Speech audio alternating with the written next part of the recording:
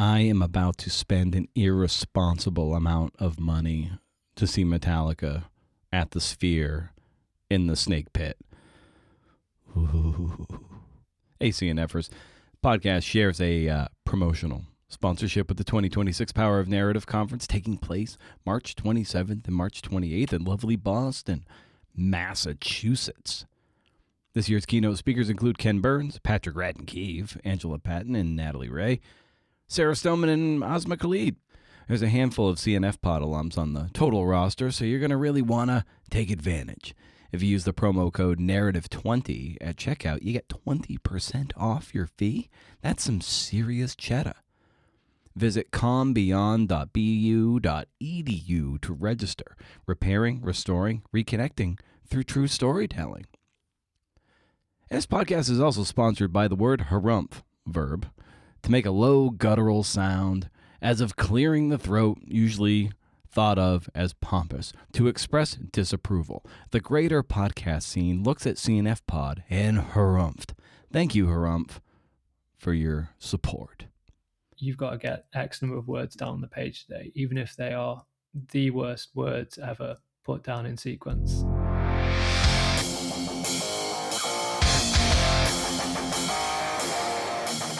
Oh well, it is the Atavistian time of the month, so there might be some spoilers here. I can't remember. Good chance of it, though. Visit magazine.atavist.com to read the story by Peter Ward, a writer whose work has appeared in GQ, The Atlantic, Wired, The Guardian, and others. He's the author of 2 books of nonfiction, The Consequential Frontier and The Price of Immortality. This story for the Atavist, titled Master and Commander, is wild. Now, here's the deck. When a scraggly band of folk musicians arrived to tour the UK, residents of a small Welsh town were enamored until they learned the band's leader ruled with an iron fist. There's sea shanties, people. Oh, by the way, this is the Creative Nonfiction Podcast, a show where I speak to tellers of true tales about the true tales they tell. I'm Brendan O'Mara, hey, with apologies, I might add.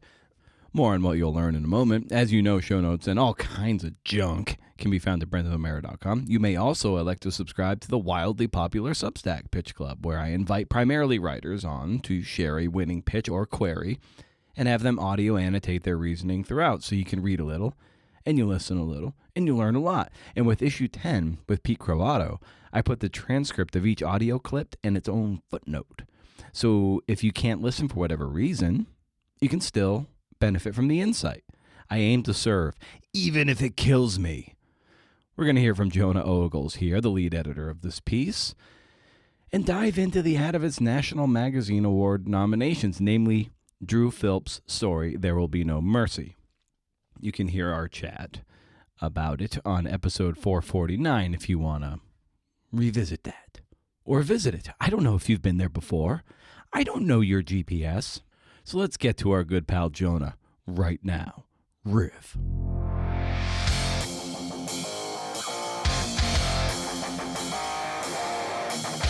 I kind of hate it when people say that writing is fun. But every day is very much a pair of socks. And I love style. Don't get me wrong, but that style had better be adding something. Yeah, this could be good. This is going to have to interest somebody somewhere other than me.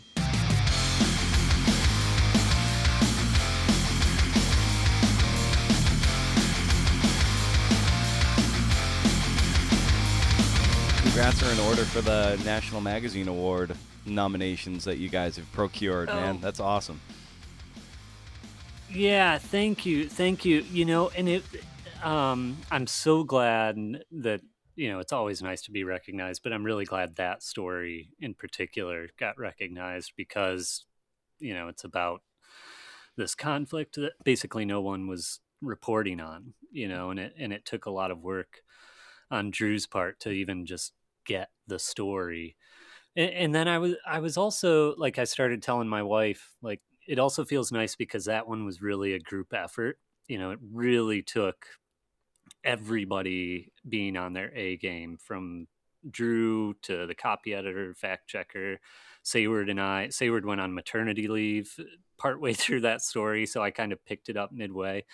And then I realized, like, that is what I end up saying about all of the stories we've been nominated for, is like, they're the ones where you almost have to be at your best in everyone. Like, it's the stories where it's just like, oh, Sayward handles the edit because it's easy, or I handle it.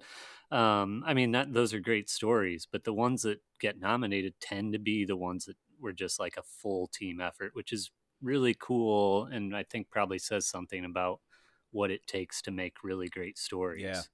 And I remember what stood out to me about talking to Drew about that piece also, when to get the trust he needed to report that story out and the physical risk he was under, to speak nothing of the physical risk that everyone else was under that he was reporting on, was that he got that trust because he really had to put his own skin in it and like find a way to get there, to get face to face with people. And it was really then that they opened up to him like, oh, well, if you're willing to put this kind of risk and put your skin on the line, we're gonna trust you all the more than we were before. And that always that's what still sticks out to me about that conversation and that story.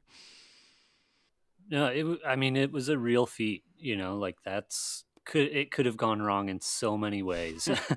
And the fact that he was able to pull it off and get them to trust him, and that they were willing to. I mean, those sources are extraordinary people, Yeah.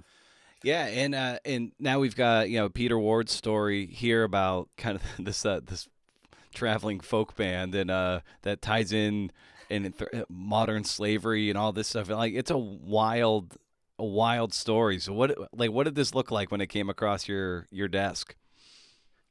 I mean, it sounded wild from the beginning. When you just start listing like all the keywords in it, you just kind of go, "What is going on in this?" Yeah, this was one that like we were immediately interested in. It has a great subculture, which like so many magazine stories dive into that. So you have this really interesting like sea shanty subculture going on, sort of mixed in with pirate reenactors. And you also have like this very small town in North Wales, full of its own characters. So it was just like, one thing piled on after another to make this really rich world that we got to inhabit. There was definitely challenges in the reporting, and people who felt comfortable going on the record, and others didn't for fear of a retribution of some kind or another. So with those reporting hurdles at the forefront, what gave you pause or caution as you were looking to see the story fully fleshed out? Yeah, well, we spent a lot of time before we assigned the story talking about what documents we had in hand in the event that people didn't want to participate or changed their minds as Peter was reporting the story. If I remember correctly, it was one of those situations where he had a few key people already pretty committed to speaking with him. They had assured him, hey, there are others who are going to be willing to talk as well. We did make sure that we had public records and documents sort of as a backstop, so that we didn't have to we wouldn't have to kill the story if people decided not to talk. But luckily it really worked out well. There were plenty of people willing to speak on the record, which is always really nice from a reporting standpoint. And those who weren't, who either wanted a pseudonym or just wanted to sort of take a diminished role in the story, I think we were able to work our way towards something where everyone was comfortable. And the story, I don't think, suffered too much from that. That was always the conversation Peter and I were having, and Sayward, as different people had different responses, was like, okay, well, can we sort of help them out and make them comfortable without hurting the story? Or in what ways do we need to change the story so that doesn't really stand out? And so there was some give and take. Certain people's roles were really reduced in the story, others were expanded a little bit, but in the end I think it turned into a really great read. And I think everyone is comfortable with sort of how they're represented in the piece. Yeah, the piece really does have a lot of good pulse, good energy that it's building and building and building to the end with each of its acts. I always love getting a sense of the way you're thinking as an editor about the structure of this piece. So how were you thinking about the structure element of this? Yeah, well, I think this one presented a couple of different challenges. One, well, I guess the big one was that there were like 4 years of tours, maybe 5 years of tours that we needed to cover, that this band kept coming back to the UK. And each tour, the musicians alleged that a lot of the same bad behavior was happening, threats and not getting paid, and all the strange rules on the contracts they were made to sign. But it got repetitive, when you read one 2,000 word section about the first tour and then another about the so we ended up doing a lot of condensing just on that front, so that we could get to this pretty delayed moment where something finally happens, where the police start investigating. That was a key part of it. And then there was some discussion about when to get to the modern slavery investigation, because that happens at the end. But it's ultimately like a fairly big part of the story, just explaining how that works and how the hotline works and what's considered modern slavery. And initially we had that at the beginning of the piece to sort of, set the frame. Here's what this story is about. But we ended up saving it until the end. I think in part because like starting the story in that way almost made me read faster to get to that point again in the story, and it doesn't come till the end. And so it felt like maybe that gap was a little too large, and readers might miss some of this really like important stuff that's happening before that investigation begins. So we ended up moving that later to the piece, which I think allowed it to flow a little more naturally, and hopefully allows readers to take in some of the other stuff that happens. Yeah, and you're a musician, so what was your feeling of working on this story, given that music is the big backdrop to this? Yeah, it was fun. It was. I was like excited I was like, oh hey, it's a little bit about like how hard it is to make money as a musician in this world, which felt like my small contribution to the industry. And it was certainly fun to just like listen to sea shanties for a while. Like I think I always sort of just throw music on as I'm working on an edit, but this one I was a little more, my playlist was curated to fit the environment. That's awesome. Well, cool, man. Well, yeah, we'll kick it over to Peter now and talk about his approach and his reporting out the story. But yeah, it's a rollicking read, and I imagine people are going to really dig it. So as always, Jonah, thanks so much for the time. Yeah, thanks for having me.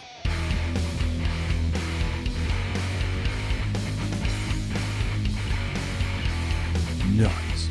Yes. All right. So this was a toe tapping good read and a toe tapping good conversation. A real foot stomper. Peter is here to talk about how he arrived at this story for the Atavist, about pitching a story, not a topic, off the record conversations during Trust, his cheat code for the story, how the story was a House of Cards, inspiration from Better Call Saul, finding voice, interview prep, and this video clip that I put in the show notes with Matt Stone and Trey Parker, the founders of South Park, that really helps with thinking through story development. Really great stuff here, and I hope you'll stick around for a parting shot that could change your life. Not really, though, but I would love your feedback on the idea. Email the show. Here's Peter.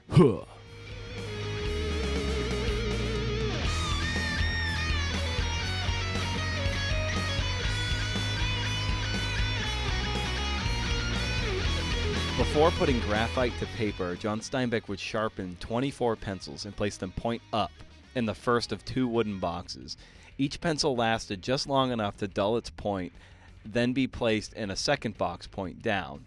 After all 24 pencils had progressed from one box to the other, John would resharpen each pencil and begin the process again, which is that's a lot of writing and a lot of sharpening. But I wonder for you, like, what are the conditions that you like to have a good writing session? Yeah, it's a really good question. It's not, mine are not that elaborate, definitely. But then maybe I'd be more like Steinbeck if I did. So yeah, maybe I should start sharpening pencils. I am fairly low maintenance, mostly from like necessity. I wrote an entire book and I did it almost entirely crouched over myself on a couch in a tiny New York apartment. So, and it was just like, I need to get this done. This is the best place for me to work. And I just did it. So from then on, I've realized that I'm not really a high maintenance. Like I don't have to have certain things to work. Mostly, I just have to have the pressure. Um, so I'm a terrible procrastinator, as I guess most people are, and have extremely creative ways to procrastinate. So go off on the craziest tangents. And it's worse as a writer, I think, because you can kind of call it research as well. Yeah. It's just that you're researching your next project instead of working on your current one. So yeah, I really just sit there and do it, and I just tell myself, I do set myself parameters, as in, right, you've got to get X number of words down on the page today, even if they are the worst words ever put down in sequence. I just want to see something on the page by the end of the day, which I can then either delete completely or fix. So yeah, I don't really have much in the way of sort of rituals. I do have an office in my house to write in, but as a consequence, I think of writing that first book, my back is terrible. So this office doesn't actually get used that much anymore. Yeah. So I end up writing almost, I think my back is just trained to that position that I was in for that whole sort of year and a half. So I have to now write on a normal chair rather than an office chair. So yeah, I wish I had something more sort of grand and Steinbeck like, but I'm just very low maintenance. Right. Well, I love hearing you say that just getting any words down, no matter how bad they are, like that's part of the practice. A lot of people have a hard time writing through the bad stuff because they read such great polished stuff that they think it has to come out of their brains fully formed and really just cracking and pyrotechnic. But the truth is, it's a lot of sitting around. It's like 75% bad stuff to get to 25% good stuff. So like, how have you over the years cultivated that muscle to know like, oh yeah, it's going to take a lot of bad writing, but eventually it's going to get better and good? I think one of the things I made a mistake of when I was younger, starting out as a journalist, was I sort of prided myself on how fast I could write. And that's okay, I guess, if you're doing breaking news and things like that. But I realized that, that is not a good thing at all, really, if it's terrible writing. So I guess some people can just sit there and bash out perfect writing, but most of us can't. So I think, yeah, over time, I didn't want to be too hard on myself if I did write fast, because it's good to get something down. So it was kind of like a mix of those two things of constant editing, self-editing, and getting as much done as possible. I think I have put in places over time of getting that structure in place first. I think I was very much someone who dived in previously. Now I will sit down, and I do have a whiteboard which helps me sort of organize my thoughts in terms of structure and what I have. But I also have a ton of just Google Docs which are open, which have timelines, and this is possibly Act 1, this is possibly Act 2, just full of bullet points, would make no sense to anyone else but me probably. That does help me have some kind of structure in my head, and I do that with the sort of recognition that might all get thrown out the window at a later point. But it does help me organize my writing, especially when it's something long form like this, so I can say, okay, I'm going to tackle this act today. Or in the case of this story, it was handily done in years. So there was a tour each year which I could write about. So it's like, okay, I'm going to get to X point in 2021 this year, or 2024, etc. Yeah, I think it has evolved over time. I haven't taken the easy route. I think, if someone was, there was no need for me to go through that whole learning curve. I should have. There are books out there which are, are brilliant that I've read, and I thought I should have read this 10 years ago. But I think, yeah, it's just a learning thing. I can't be too hard on myself. It's just all about getting it done at the end of the day. Yeah. What are some of those books that you read that you wish you read a long time ago, but you got to them eventually? Yeah, so story, obviously, I have them behind me. I can probably get them out. So yeah, obviously Robert McKee's story was a massive one, and then a lot of screenwriting books. So even things like Save the Cat, I find are just really, even though I didn't particularly enjoy reading that one, the screenwriting books just helped me think of things in that format and the way of telling the story. Obviously, the hero's journey was a big one as well, of just trying to think like, yes, I want to be creative, but there's a reason why these structures exist and why they appeal so much. So using those, especially when I pitch a story, I do try and think of it in those sort of formats. And then when it comes to writing it, I usually just go with what the editors say. So I'm very much in the, I don't argue with my editors at all. I assume that I know best about my characters and what happens in the story, but I completely trust that they know how to tell the story better than me. So yeah, and thankfully, when obviously, if you're working with the artists, you have the best editors, so you can really put that trust in them. Yeah. And with in freelance journalism and everything, like ideas are everything. And so how do you vet ideas and organize ideas and then see which ones maybe lend themselves to this kind of narrative blowout treatment that, say, you were able to pitch for the Atavist? Yeah, it's a tough one. I think, yeah, the worst thing you can do is pitch a topic, not a story. So but you kind of have to start with a topic, I think. So for me, I like to talk to a fair few people even before I write a pitch, which can be difficult because people are less keen to talk to you if they don't know where it's going, etc. But yeah, I just look for topics that interest me first, then I dig down to an expert, and then from the expert, I try and find sort of individual stories within that. I mean, in this case, this one was just really fell in my lap because it involved my dad. So, so it was, yeah, like in 2021, my dad just started talking about this band, and I thought, okay, this is weird because my dad doesn't usually talk about bands, let alone sea shanty bands. Um, and so back then, I kind of thought it was an interesting story, but it was a very sort of wholesome story. It didn't really have much of an edge to it. It was just band comes to small town and they look after them, even though the pandemic is on, and they kind of got a bit stranded. But the whole town pulled together and helped them. So I could see that there wasn't a story then. I sort of discussed it with people. Thought, do you think this is a story? And everyone said, it's really wholesome, but it's not quite there. So I kind of shelved it.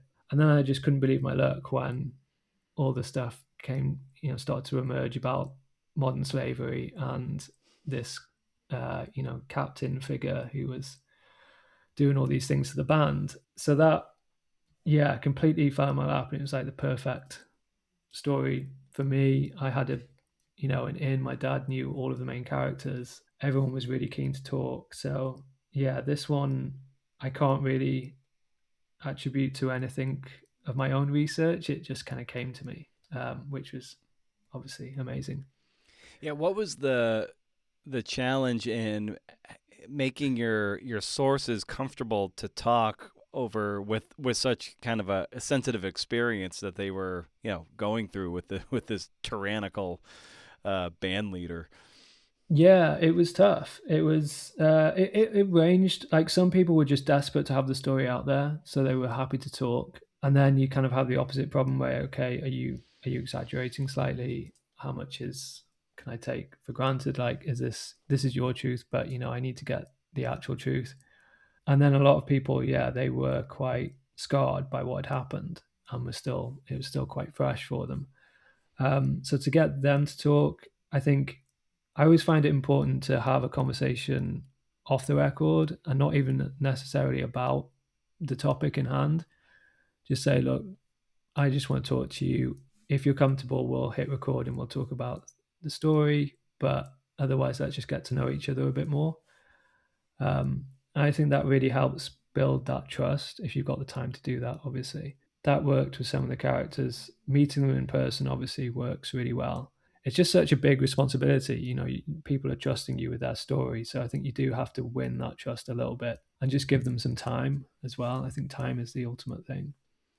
Yeah, time, and you just mentioned meeting even face to face if possible. We're so digitally interfaced now that it's hard to know if you're getting spam with AI email or if is this a bot, or because it can feel so genuine, but without that face to face interaction, yeah, it's hard to trust people. But I imagine like leveraging that, really got them on your side.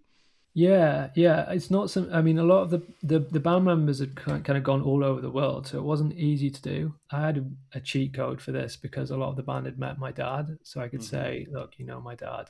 I want to talk to you." And luckily, he's a nice and trustworthy person, so it didn't count against me. Yeah, getting to meet people face to face was really important. Even if a couple of the characters, I just went and met them, even though we didn't do an interview that day. Just went and had a beer, basically. Just made sure that they, we'd seen each other and they knew how invested I was in the story, and they could trust me. And yeah, it's kind of a sad thing, isn't it, that you have to check that someone's a real person as well these days. It's I know. like a sad new box to check.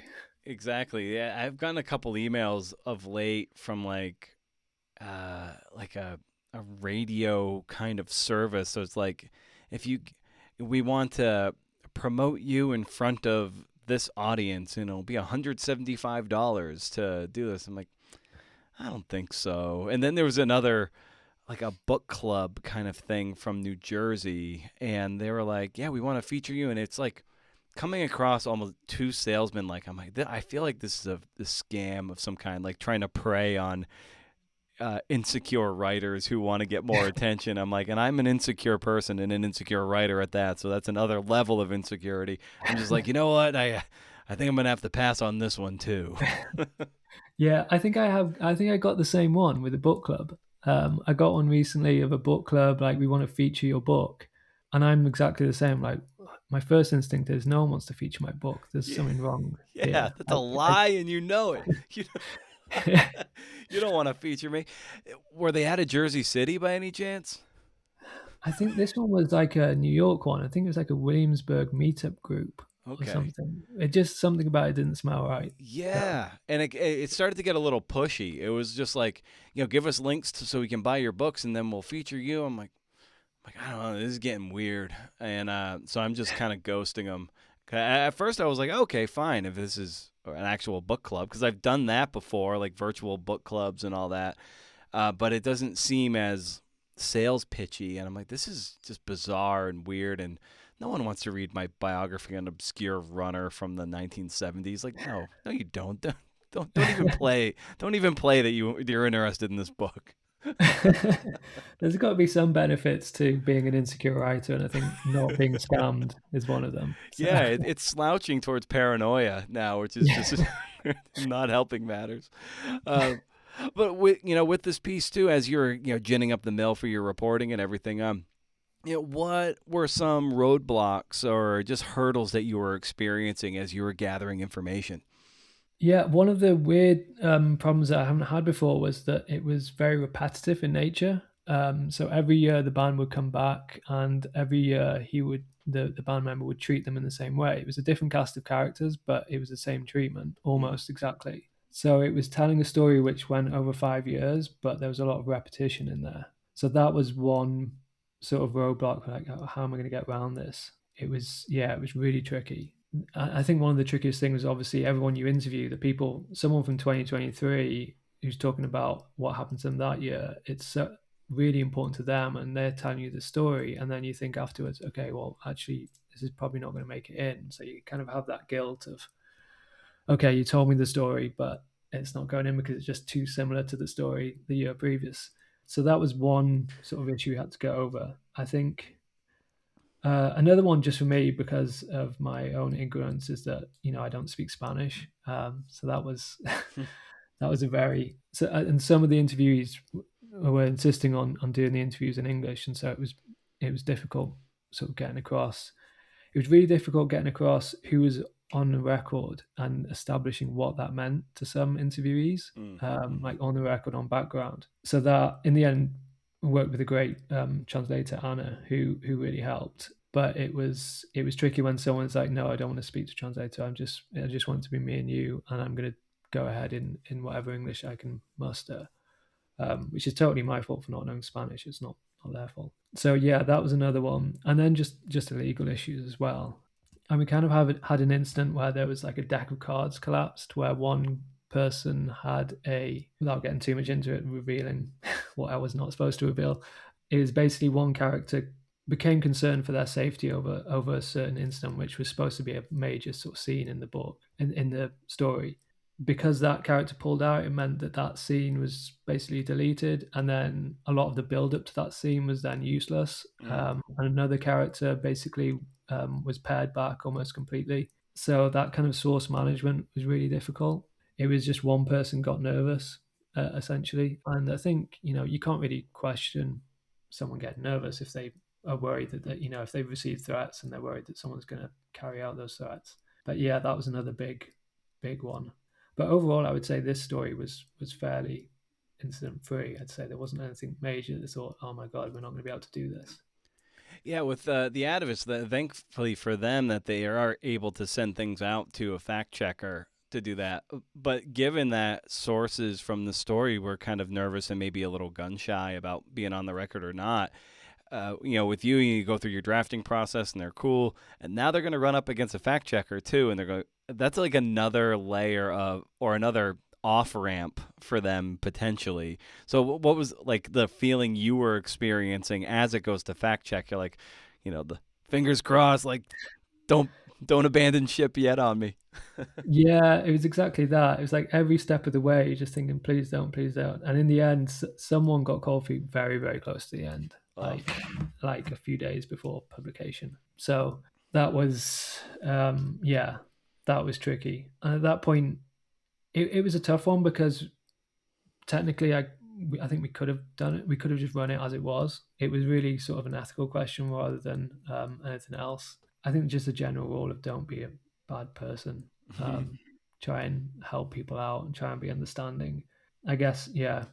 I was getting frustrated, but then, having to sort of hold myself back because you kind of remember that, I write the story, finish it, and then, move on. Whereas these people it could follow them for a lot longer. Yeah, the people in Argentina were a bit more nervous than the people in the UK because the people in Argentina felt that they had less protection against any sort of physical or legal threats. So yeah, just constantly, just desperately hoping that people hold their nerve, but then also trying to be very understanding when they don't and talk them through it.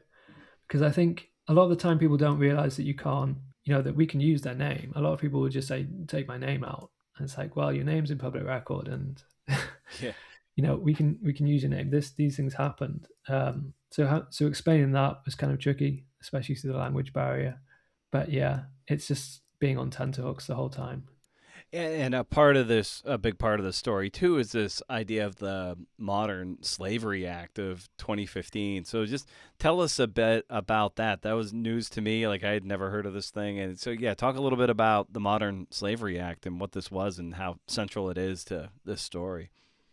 So obviously brought in 2015, and at that time it was considered this sort of world-leading law in the UK. It was supposed to be, a way to protect people who were being exploited. Either that's most commonly it's kind of sex worker type stuff.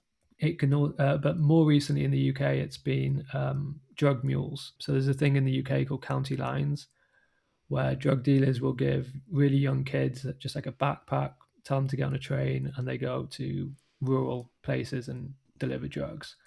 It used to be considered, a great law. I think it's really not what it was. It's trying to be. It's not really fit for purpose as it is now.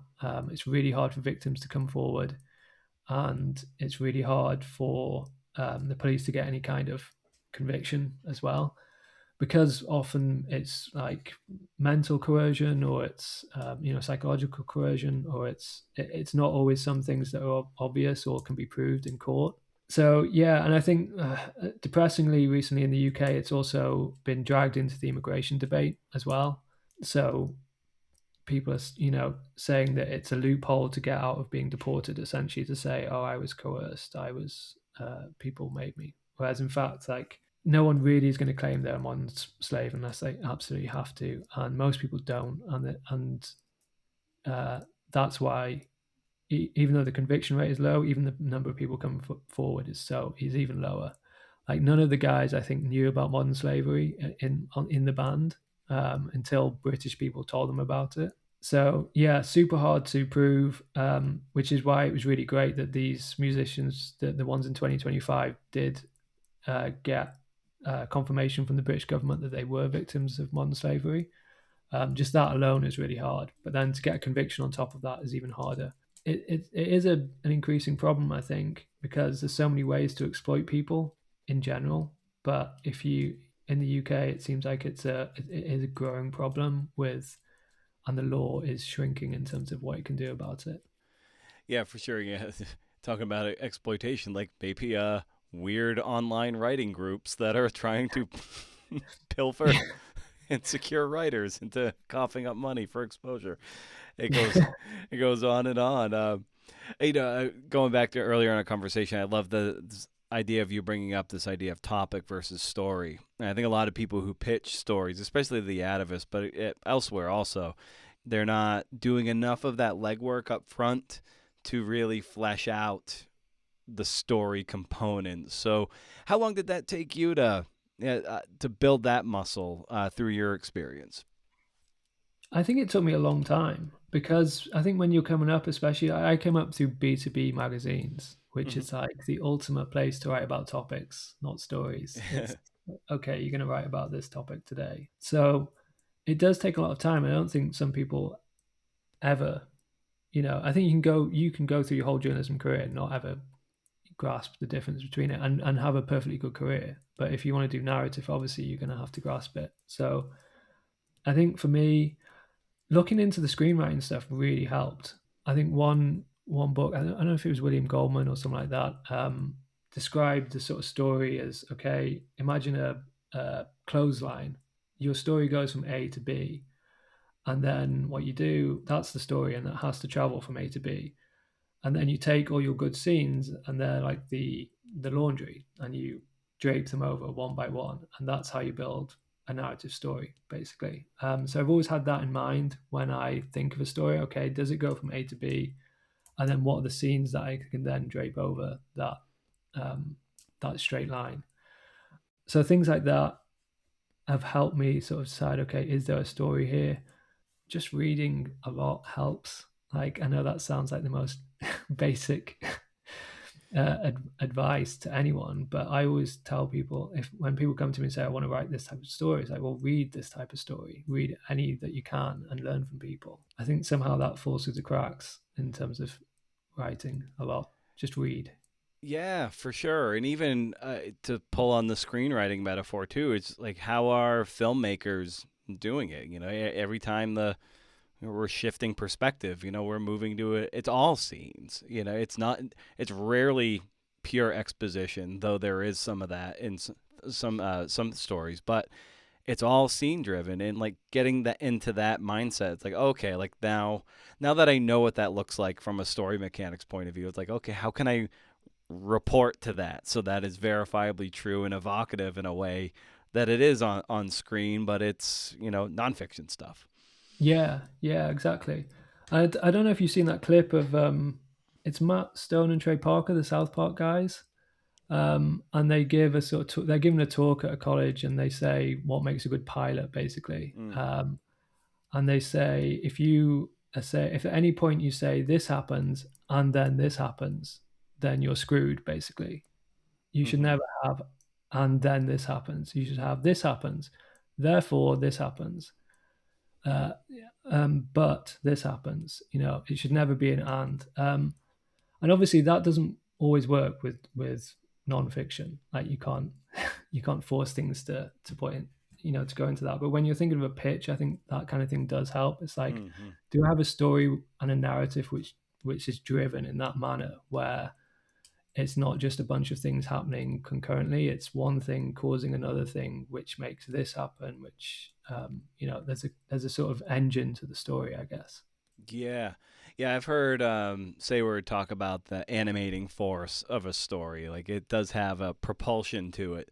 Yeah, a cinematic nature to it, which is unique to the Atavists, that they're able to kind of do these kind of stories that, that do have real locomotion to them in a way that, maybe a feature for even like the New Yorker doesn't. Like, they do great features and great profiles, but narratively speaking, I don't think they necessarily do that. Sometimes there is an element of that, but by and large, what you're doing and what a lot of other writers do for the Atavist, it does feel like a little movie in a way, like, and a short story. It kind of reads like fiction. Yeah, yeah. I think that's one of the great things. I mean, I say all this as if I practice exactly what I'm preaching, but like one of the It's great hard, things yeah. that Saywood and Jonah did for this story was that they brought it down to this like really focused, really fast moving pace, and that's not something that the first draft did.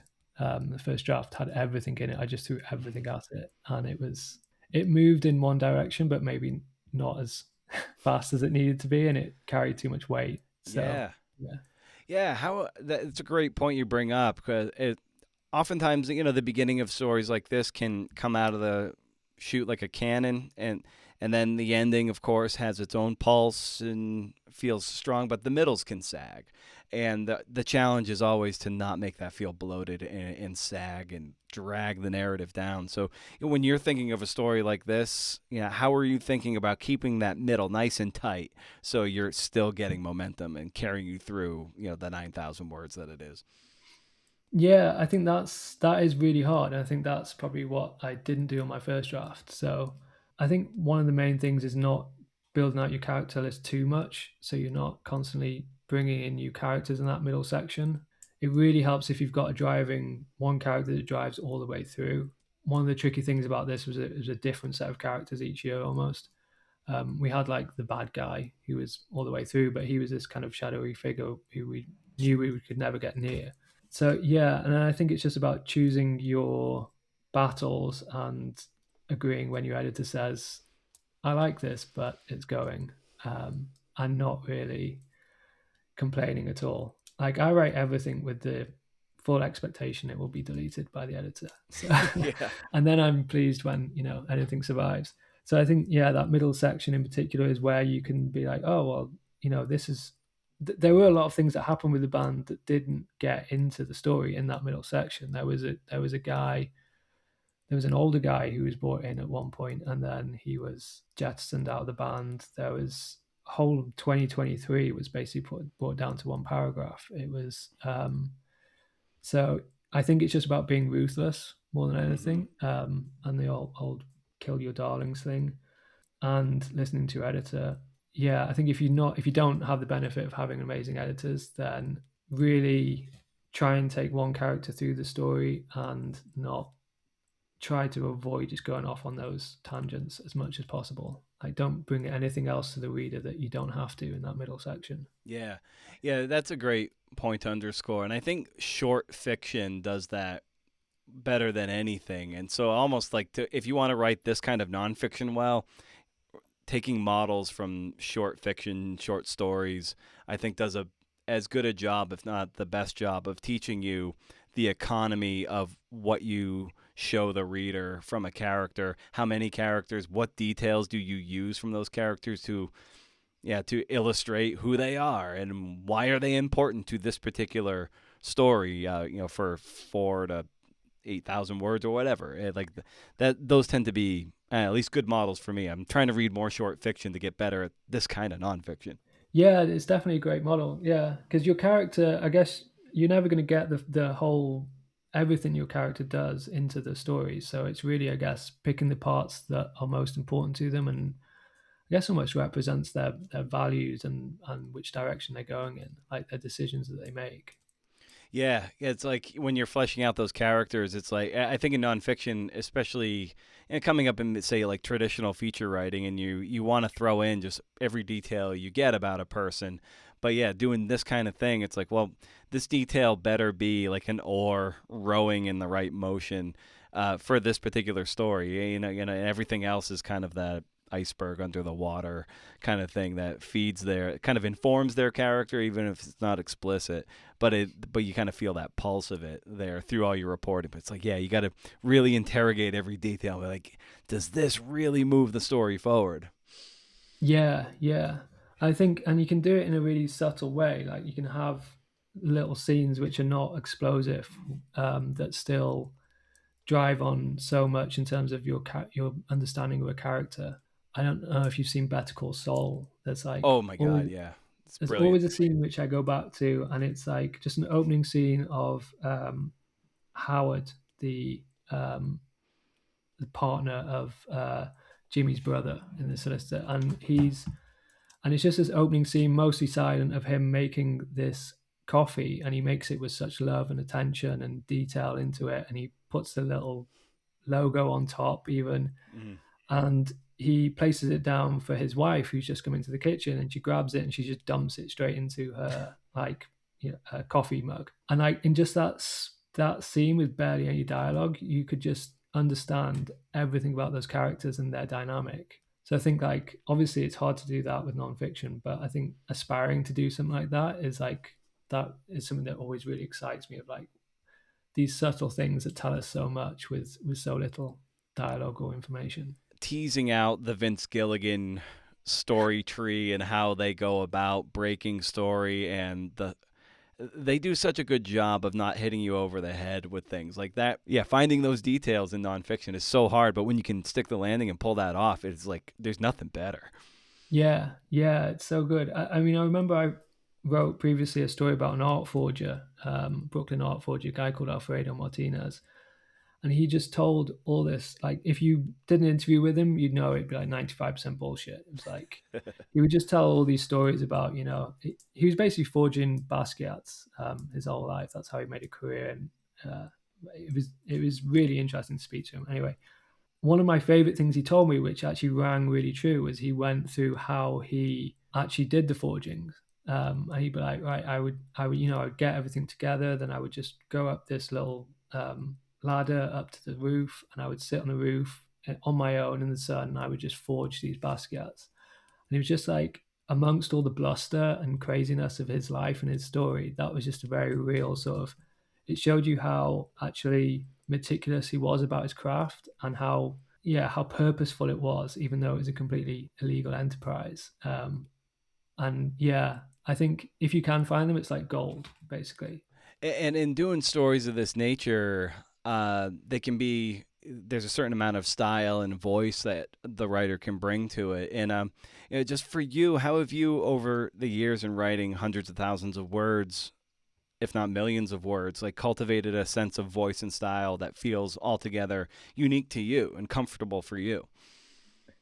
Yeah, I think that's one of the things that gives you the most insecurity, of knowing, do I have a style? Am I just mimicking other people's style? Am I just this chameleon that goes from one thing to another? An impressionist, yeah. Yeah, yeah, exactly.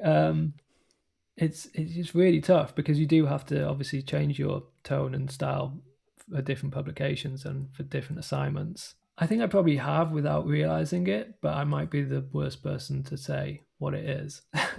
And so I haven't ever tried to, whereas maybe I should have done. I don't know. Yeah, I think it's one of those things where with really great writers, you know that you're reading them without looking at the byline.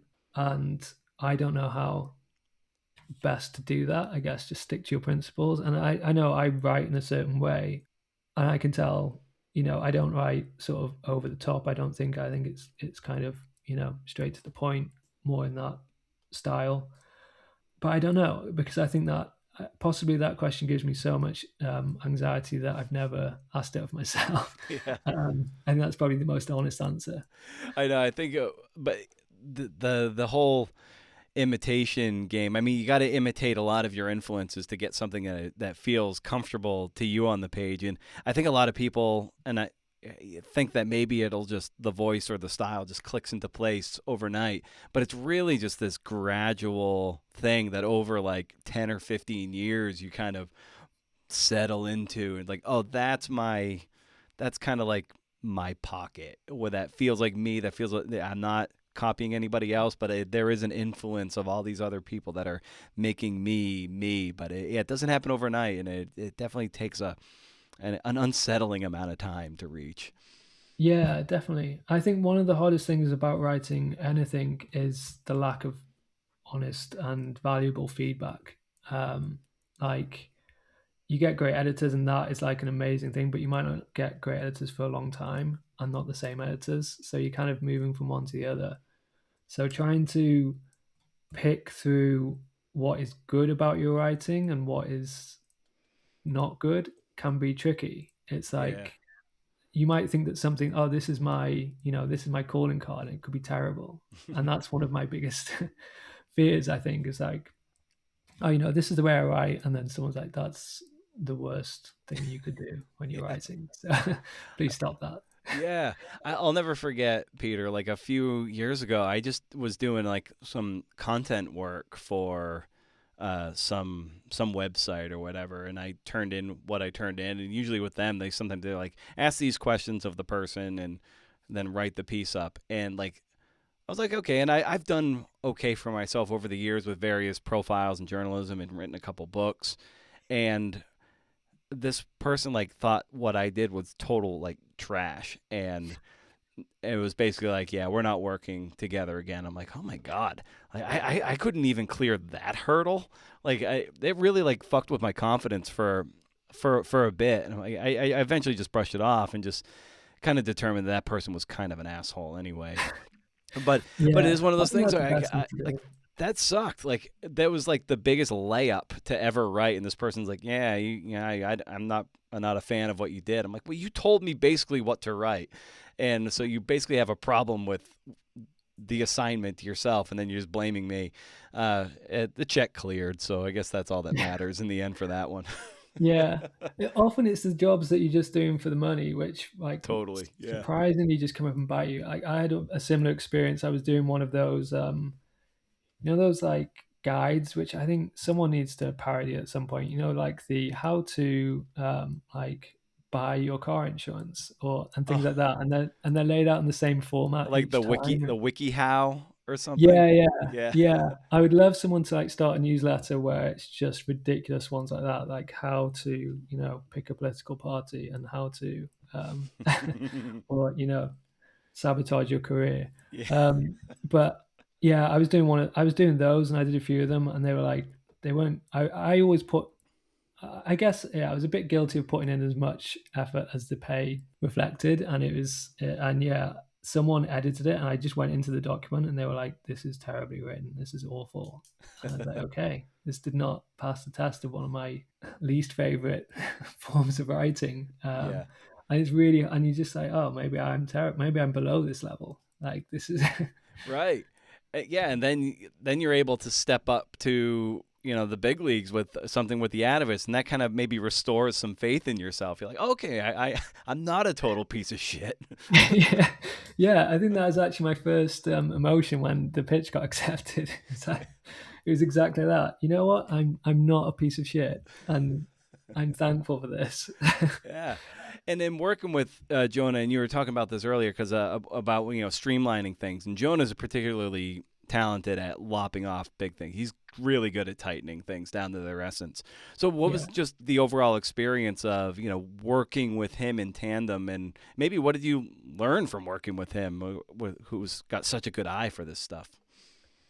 Yeah, it was just really great experience. It was he just has this like laser focus on what's important, and does it in such a gentle way that you're not you can't even be mad or even consider being mad. Not that I would be, but I think the way he knows what is just unnecessary fat that can just be trimmed straight away is pretty impressive. And obviously it's always easier when you're not the one writing it, but I sort of figured out very early that he was very good at this and didn't question anything. I think I fought for like one or two things to remain in, and then quickly was just like, okay, no, it's fine. And it was sort of, I think it was, for me, it was me being too invested in the story. Like there was one character I thought was just a bit was terrible, and we took them out because they weren't central to the story, and it was almost me wanting that character to get their comeuppance, and so that's not good. And so him and Saywood were like, okay, we're not gonna have that person. But I think it's about just maintaining that laser focus, isn't it? And I think I'm going to definitely look back and see look at my first draft, look at the story. I'm definitely to take the time to do that and properly assess. And then I think that's when I really learn from what's happened. I think like as much as I sort of hate going back and looking at old stuff and even like listening to like, for example, I probably won't listen to this because I hate the sound of my own voice. I'm the same. When I'm on podcasts, I share everything to honor the work they put in, but I won't listen back to it. Yeah. I know I won't do it. Yeah. I think in writing, if you can force yourself, there's so many like nuggets in there which you can learn. It's like, okay, this section got obliterated. Like, why was this not necessary for the story? Why was this cut so quickly? So I think that is something that I'll go back and do, and that's something I've done in the past as well, and has really helped the next story from the start. Yeah, and I always love getting a sense of, as journalists, like what are the tools that we bring out with us in the field, like the kind of notebooks we use, whether we use recorders or not, stuff of that nature. So like when you're going to be out, doing some reporting on a given day, like what are the things you like to have, at your fingertips? Yeah, so definitely notebook, at least like 2 or 3 notebooks. And I have just like basic ones that just, not these sort of old school reporter ones, like the proper book ones. And then my phone. I used to have the most amazing dictaphone, which I loved. I still have it, but I just don't use it anymore, and I kind of miss it. But I wish I had an excuse to use it. But I just have to use my phone now. For one thing, because on the iPhone it has that automatic transcribe function on the voice memos now, which you absolutely can't rely on, but is good just as a starting point for when you do transcribe it yourself. So yeah, it's phone, notebook, and I think that's about it.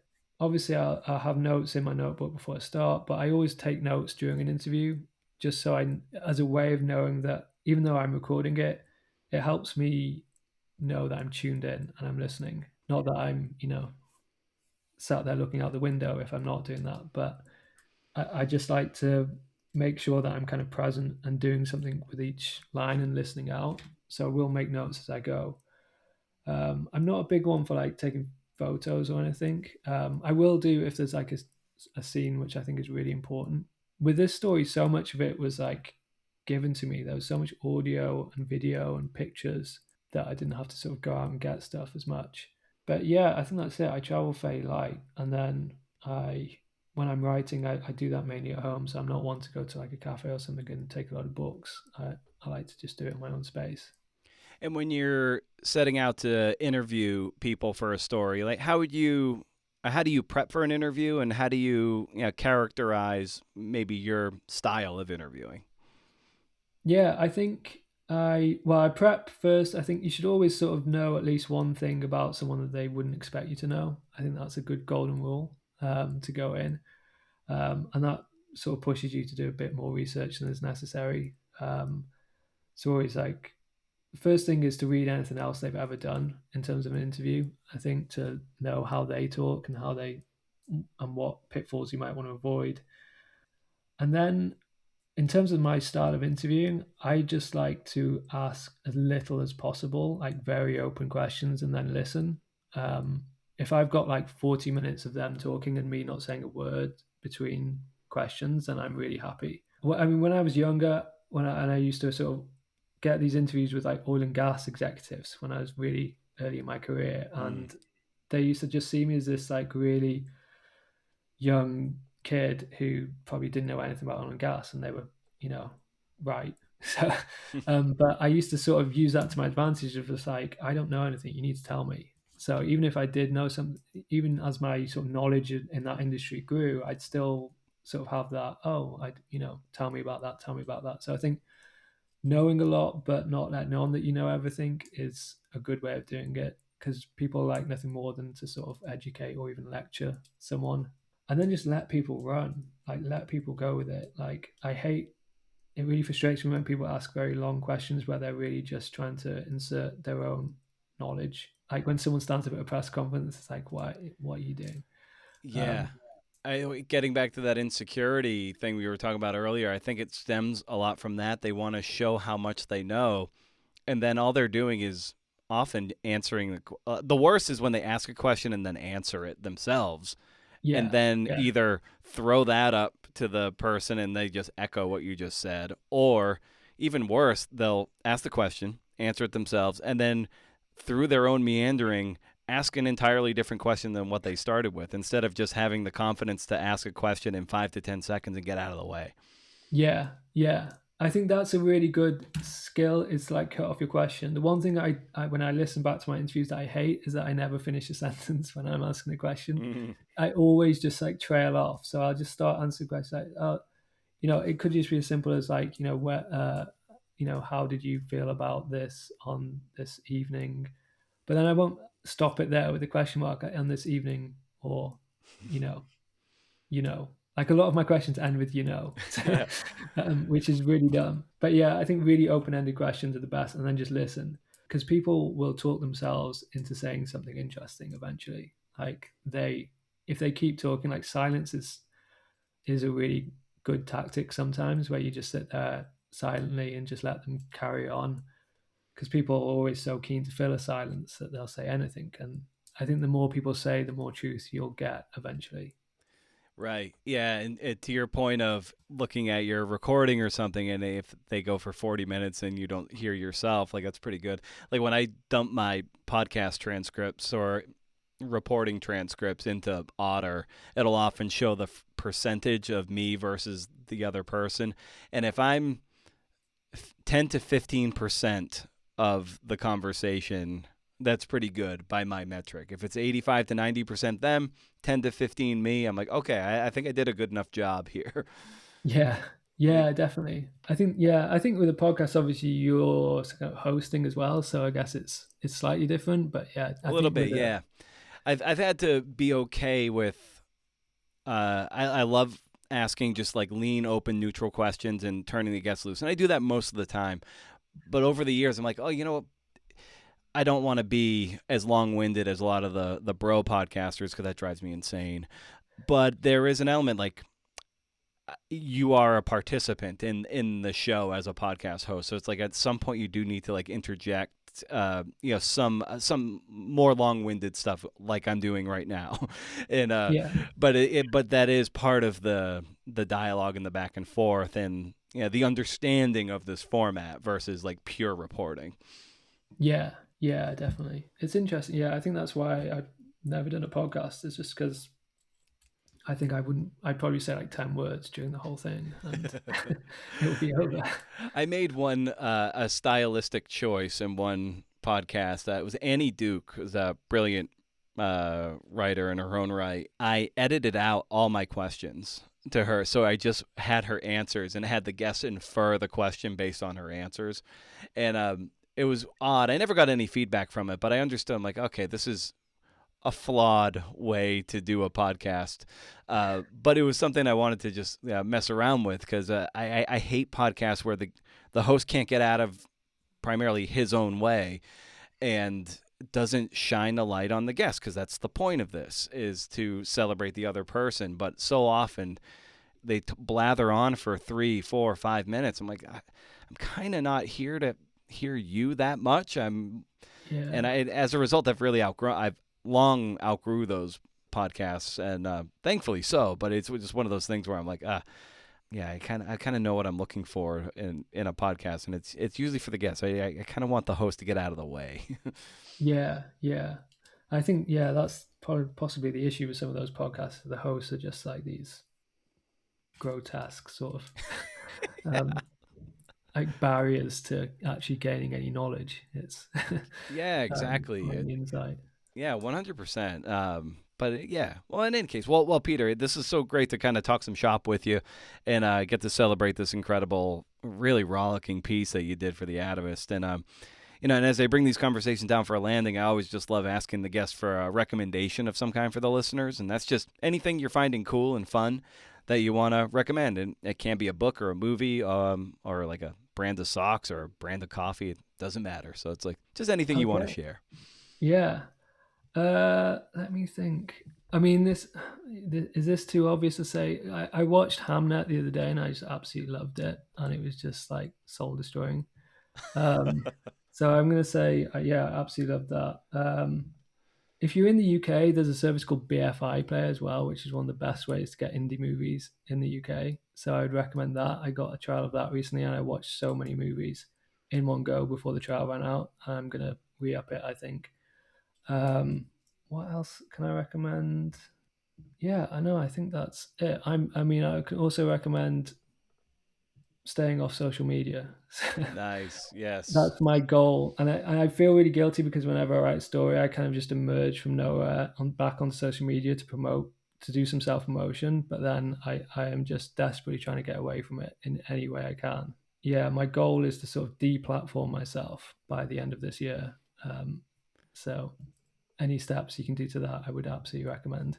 Nice. Well done. Cool. Well, awesome. I think that's a really, really good recommendation. Then the deplatforming for sure is, I think, a worthy goal that I think a lot of us can heed. Awesome, man. Well, this story is incredible, and I just really appreciate you carving out time to talk shop and be so forthcoming with how you go about the work. Yeah, no worries. Thank you so much for having me on. Yeah, it's great to talk.